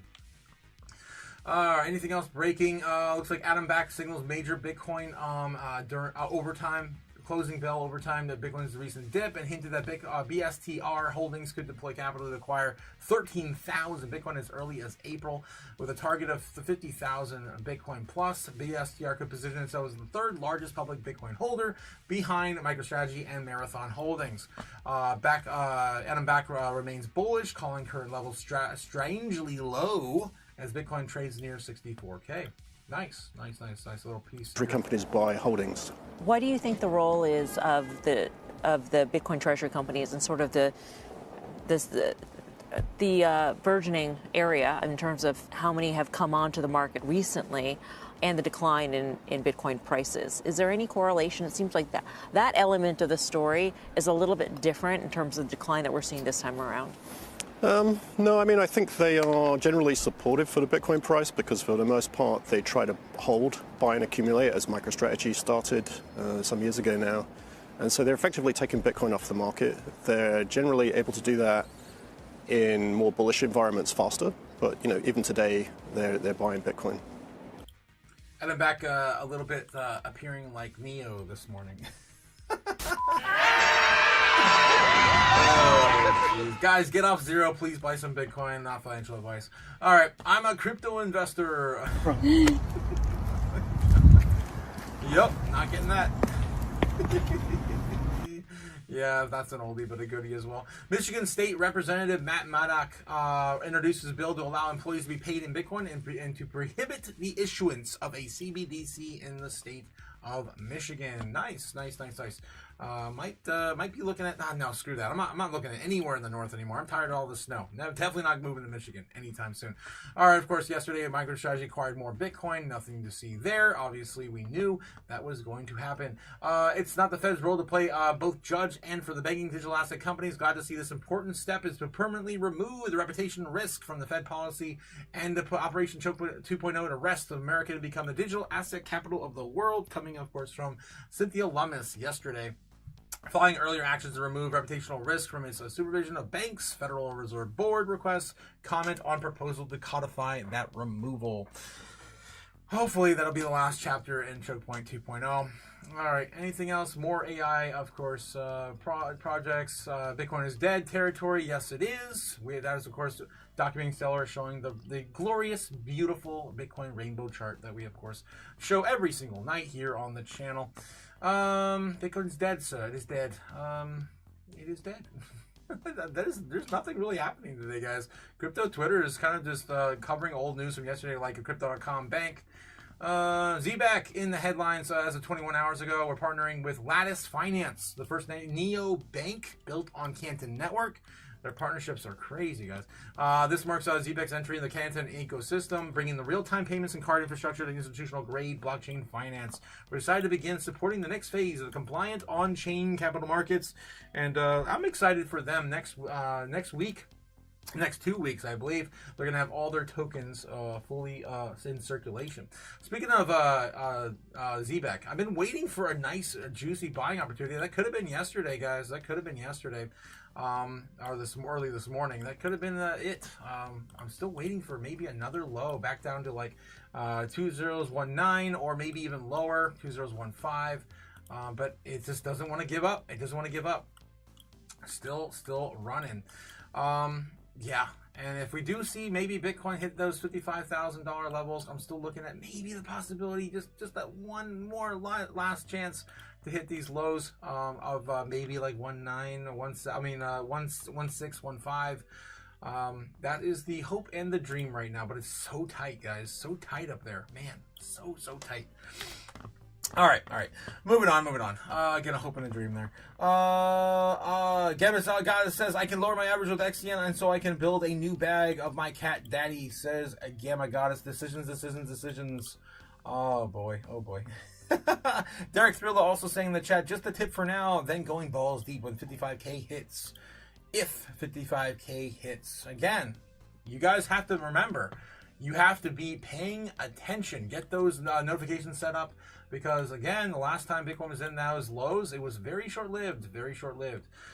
Just a reminder how long it was actually in that on the last big pullback we had on 2.5. Let me get back in here on a different chart that's not so messy. I had too much fun in that one.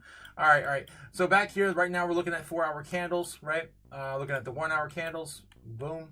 I think it was only down there for like 2 hours max. There's a 1-hour candle there on the wick, 30 minutes. Showing you right there, there's only one candle there on the wick down here to this low of 59,900. Looking at the 15 minutes here, you only had about maybe 15 to 30 minutes on that wick total. There it is, one wick down, one wick up, 15-30 minutes. That's all you had. In retrospect, realistically, you had probably like 17 minutes to even pile up at all down there, and of course your orders had to have been placed. And not skipped, right? There's no guarantee on those orders down there as well. There's a lot of if when. Even if it does happen, you are not guaranteed nothing. It doesn't matter if you're at 60,000 or 62. Does it matter if you're at 60,000 or 63? Does it matter if you're at 60,000 or 64? Not really in the grand scheme of things. Long-term horizon does not matter. Other charts, of course, were the same thing. I just went over XRP last night for somebody on the Patreon. But yeah. And that's the same sort of thing we're looking forward into the future, guys. So just remember that in the grand scheme of things, this, of course, is going to be a blip in the past. All right, no one's going to remember it. Just like no one remembers the banking collapse anymore. Everyone keeps forgetting about what happened back then. And, of course, the big giant rip from 15,000 to 36K, 100% a move in just like a week or two. It was insane. All right, let me get back in the chat, see what else you guys are talking about here. Yeah, XCN is on my list too, says Derek Trillo. Yes, XCN, it's a solid place right now. I mean, the chart right now looks like it just wants to go up. It's running down grinding down the bottom right now. Let me show you guys XCN. We were talking about this last night on the Patreon as well. It looks like a good time to buy. There's a lot of charts that look similar too. If I can zoom on out and show you what I'm talking about here. Look at this tight on the bottom here, possibly getting into a double bottom at the moment. That's what we were talking about last night on XCM. Grinding down, low. The only much lower we can go is, I mean, 204, the 204. I mean, this right here, just a reminder, this right here was right around the time Robinhood got listed, right? So there's a huge, of course, push for this project. Robinhood doesn't let too many coins even in their ecosystem. They have less than 100 crypto projects on their platform for the normies, right? So they're very picky about what they let on there. And when that happened, that definitely started a frenzy. But of course, then we got 2.5, right? 2.5, of course, had a cascading event down here, and we're sitting at the lows right now as of right around 2.5. I'd be looking at this as a very juicy opportunity as well. There's definitely a lot of coins that have a similar range, but damn, this one looks just so juicy, guys, so juicy. Okay, what else we got? Can't wait to dump this project, says Derek Trillo. Only good thing about it is staking at 8.175% APY, says Derek Trillo. Zebek is my Mac daddy, says Derek Trillo as well. Otaku was, is Kava dying or what? Kava, we looked at Kava a couple weeks ago, didn't we? I could take a look at it again. Let me get Seeker off the chart. Just look at it real quick, and then I got to determine if we're going to stay on a little later or not, because Bitcoin's just kind of slumping right now.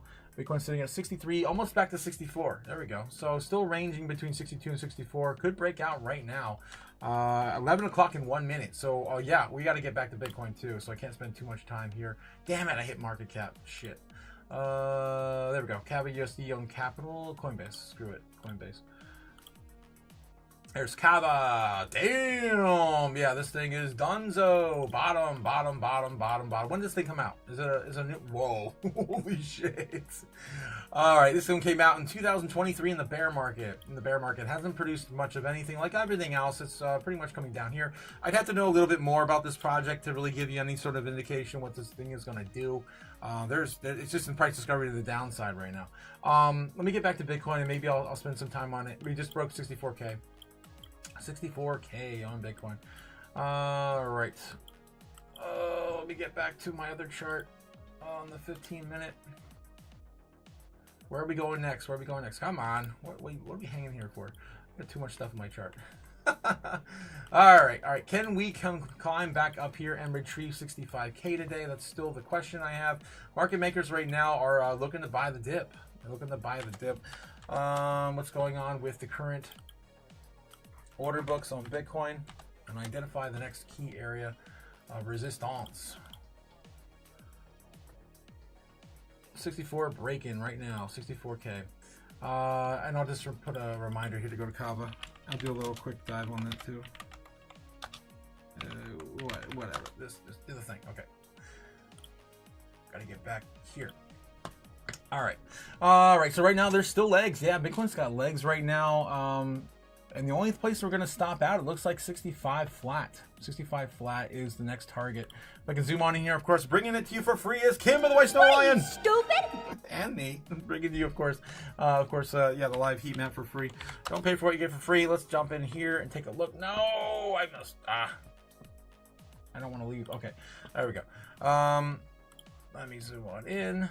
And see what our current levels are. Developing for 64,900, starting to look like they want to set up there. A speed bump right here, about 64.6, and then 65K flat. A little higher right now, but a little bit of a move underneath that forming. You can see that right here at 64.9. We'll see if that starts to get bigger as they're placing their bets to the downside, of course, on these shorts. Yeah, still ranging and keeping support right around that 62 area. We didn't even touch it yet. Still didn't even touch 62K yet. We lost a ton of area last night, all now being, of course, involved in shorting the market down from 64, 70 to 64K basically. And we gotta fight our way back up again. That's pretty much all I see right now. Yeah, pretty much the same key level, 62 and 65K. We're just bringing it up a bit. There we go. There's a bit more buying pressure. 18.3 billion against 18.9. It's still anyone's game. When we get into intraday trading, it's Tuesday, so get an actual trading day, not false move Monday again, right? So yeah. So far, it's got some legs back up to possibly reaching 65K. until the intraday trading. We'll see right around 12:30, 2 o'clock as the day, of course, gets going. All right. So that's what's going on with Bitcoin. Yeah, it's got legs to get back up to at least attempt to get back to 65. 65 is going to be the make or break territory to see if we can get back on the rails. Again, I just want us to remain oversold no matter what. I don't care going into next month because, man, it's going to be an explosive upside potential. I mean, if you think about it, guys, there's like 10 to 20 billion dollars in shorts all the way up to the CME gap around $83,000 Bitcoin. So if we head up there with a parabolic move, I mean, even to get back up to like 75 or even 70K, people are going to get wrecked like you wouldn't believe. Like we've seen a fraction of it to the downside compared to what we're going to see to the upside on these shorts getting liquidated. All right, so anyway, that's where Bitcoin's at right now. Range bound currently between 62,000, which we still haven't touched yet, right? And a resistance at 65K. All right, let's go. Anything else going on? One more run through TradFi. And, oh God. Speaking of Jane Street, ooh, yes. Crypto RS is pertaining to the Luna collapse. Jane Street faces insider trading claims. Lawsuit alleges Jane Street Group used insider information to form a Terraform intern to front run the trades during the 2022 Terra Luna collapse. No way. So they're also involved with that as well. They're doing the same thing right now with Bitcoin and manipulation. Of course, we've been covering that now for a couple of weeks. Jane Street denies all claims, calling the lawsuit baseless and blaming Terraform management for the collapse. This is why we need clarity. This is why we need regulation in our market. So we have these bad actors, of course, to answer for it. Crypto watchers also note the patterns like October 10th. Ooh, 2025, $19 billion crash and reoccurring 10 a.m. Bitcoin drops, sparking speculation around large market players. They're going to have to answer for it. Oh, wow. NASDAQ congratulates Jane Street on being named the best market maker by ETF Express. Yeah, they definitely are a market maker for sure. A big one. All right, anything else we got here? IPO coming from... Red Dot Pay. A Hong Kong stablecoin payments firm is planning $1 billion US IPO backed by JP Morgan, Goldman Sachs, and Jefferies. TradFi is no longer fighting crypto payments. They're financing the infrastructure behind them. Brian Armstrong says, big moment. You can now trade stocks on Coinbase. Everything exchange is growing. This is another step towards our vision of offering tokenized equities over on Coinbase. Crypto pros preparing themselves for more pain. There you go. Yep. None of those monks are going to have children. It doesn't matter, right? Oh, my God. All right. 15 hours ago, another, of course, neobank. We already covered that. Lattice. I think we're pretty much up to date now. CZ Wall Street is worried about crypto when they should be worried about AI. Zhangpeng Zhao says Wall Street should be focusing on AI disruption, not crypto, especially after market tech stocks reacted to Anthropic's new Claude features. From ZZ.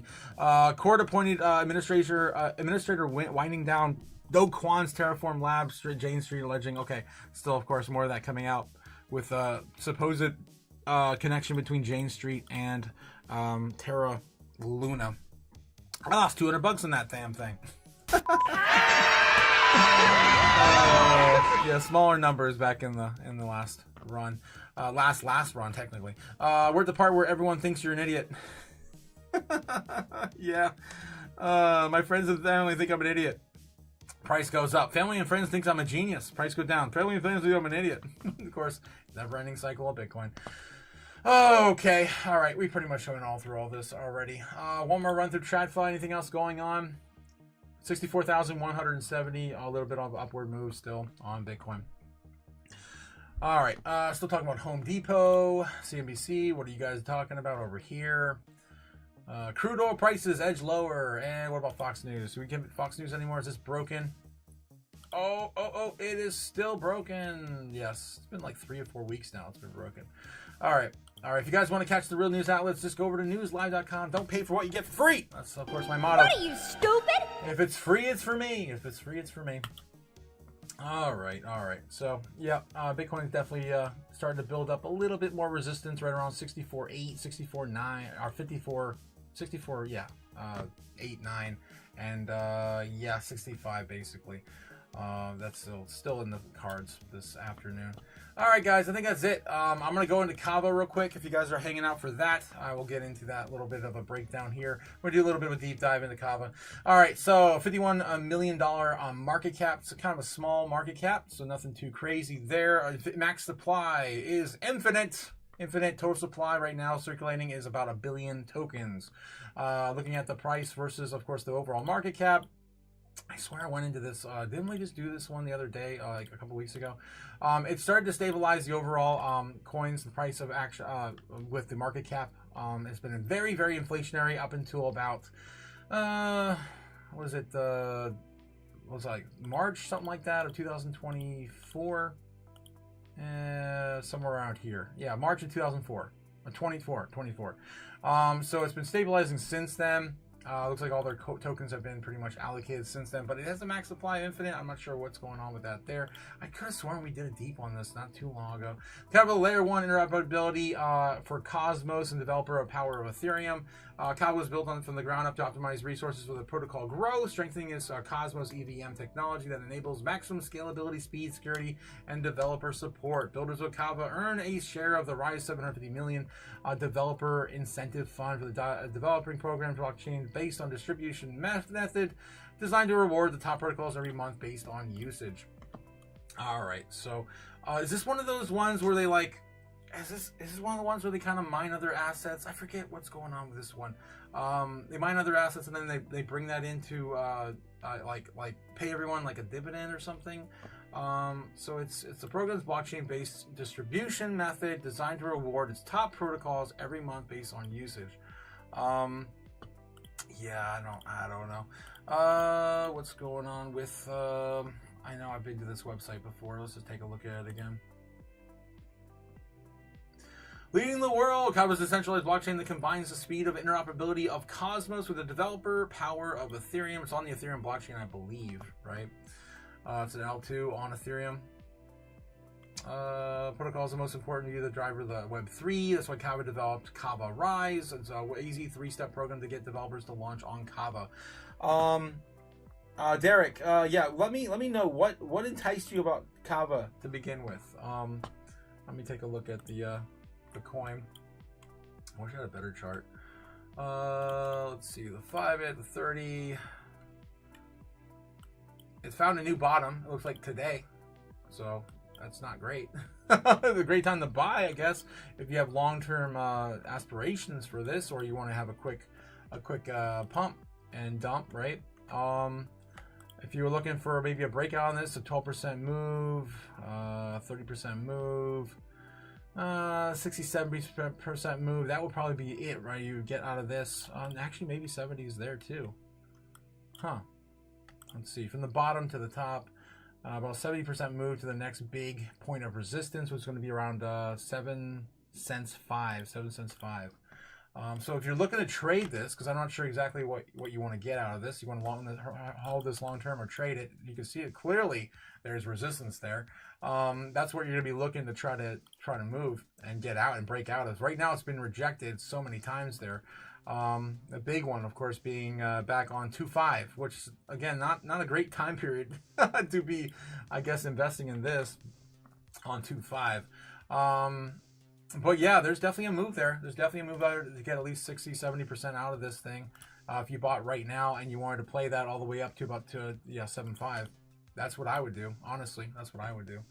But again, there's no guarantees in crypto. I don't know what's going on with this project, right? I don't know what's going on with this project. The bottom was in, apparently, says Derek. Apparently? The bottom. It's a new bottom today, so the bottom's always in. I don't know, Derek. I wish I could tell you. I would have to know more. I'd have to know more. Andy said, let's build a great community together. Guys, don't forget to remember to share Otaku's channel on your X page and like and subscribe. Thank you so much, Andy. Thank you so much for shilling the channel. Let's go. Yes. And also remind you guys who haven't already heard, we have the Patreon Live, and the link's in the description down below. It's only $15 a month if you want to hang out with us and make some money. All right. So anyway, guys, I think that's all I got for us today. We're going to get into this more tonight. Again, we're going to be watching Trump's address, where we're going to have the Tinfoil Hat Tuesday on schedule, as per usual. We're going to split it in half, have some fun tonight. Talk about some aliens, and then talk about some of Trump's plans going into his address this evening at 9 p.m. It's going to be a good time. I can't wait. It's going to be a fun time. A little best of both worlds tonight. Best of both worlds. Bitcoin hitting resistance right now to 64.5. So target right now is at least maybe try to get back on these rails. I'm not expecting the moon today, right? So the goal is to get back up here and just kind of keep this in the support, back to 65K. If we can't do that, we can write down here, maybe find a new low, higher low, maybe keeping 63.5 as support and getting this back into maybe the foreign market open. Tonight, again, if Trump mentions anything about crypto, that could also spark a bit of a fire under under Bitcoin. But for the most part, it's going to be the dollar, and risk-on assets are probably going to suffer a little bit after that speech. So I'm just giving you, pre-warning you what's more than likely going to happen tonight. And yeah, depending on what happens, guys, some of our assets could pump or dump pretty hard tonight. All right, guys, that's all I got for you. Have a great day. I'm going to try to get some more stuff done. I'll see you all again soon for the Tinfoil Hat Tuesday. Let's go.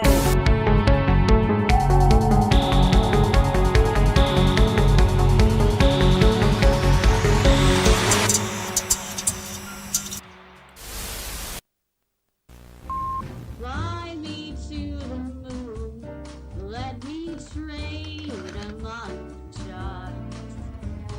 Let me see what freedom's like without money and gold bars.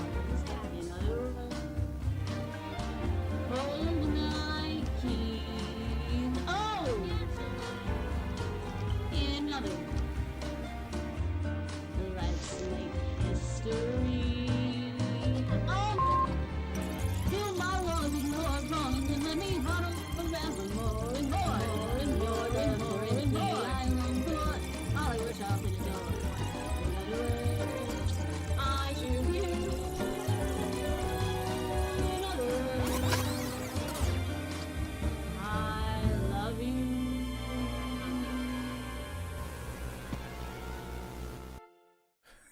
Yes, have a great day today. Ben says Bitcoin is forming a slappable bottom. A slappable bottom. Yeah, I gotta fix my my tinfoil hat. I broke it in my drunken stupor over last weekend on my birthday. Yeah, I gotta fix this. I'll catch you guys tonight. Have a good one. Have a good one. Peace out, and enjoy the dump.